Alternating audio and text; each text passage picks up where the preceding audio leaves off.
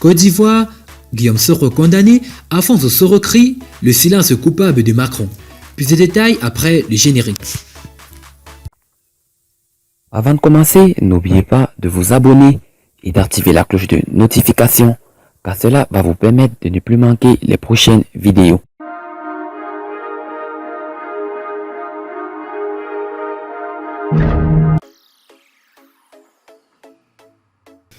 Guillaume Soro a été condamné par la justice ivoirienne le mardi 28 avril 2020. Jugé pour détournement de deniers publics et recel de biens, le patron des Générations et Peuple Solidaire devra aussi payer une amende de 4,5 milliards de francs CFA. L'ancien Premier ministre ivoirien est privé de ses droits civiques pendant 5 ans. L'un de ses proches, Alphonse Soro, très remonté suite à la condamnation de son mentor, a pointé un doigt accusant sur la France d'Emmanuel Macron, l'ONU, l'Union africaine et la CEDEAO. Alphonse Soro interpelle la France sur le cas de son mentor. Le candidat à la présidentielle d'octobre 2020, Guillaume Soro, vient d'être condamné par la justice de son pays. L'ex-chef rebelle est frappé par une peine de 20 ans de prison ferme assortie d'une amende de 4,5 milliards de francs CFA et de 5 ans de privation de ses droits civiques. Le verdict des juges ivoiriens est tombé malgré l'injonction de la Cour africaine des droits de l'homme et des peuples, de surcroît aux poursuites judiciaires contre le député de Féké et des proches.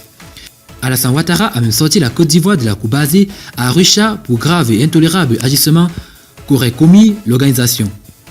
Alphonse Soro, proche de l'ex-président de l'Assemblée nationale, s'est dressé contre cette décision judiciaire.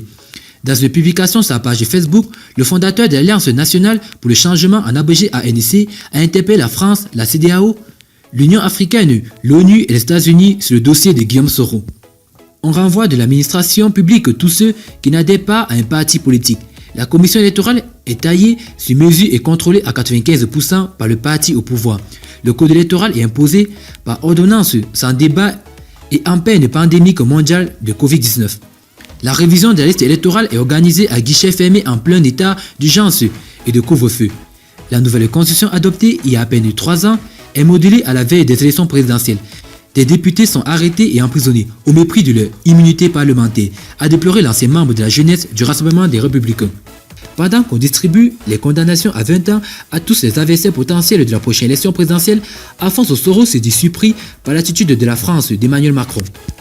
Il a invité le président français à sortir de son silence coupable afin de venir au secours des petits-enfants d'Houphouët-Boigny qui n'aspirent qu'à la paix et la stabilité.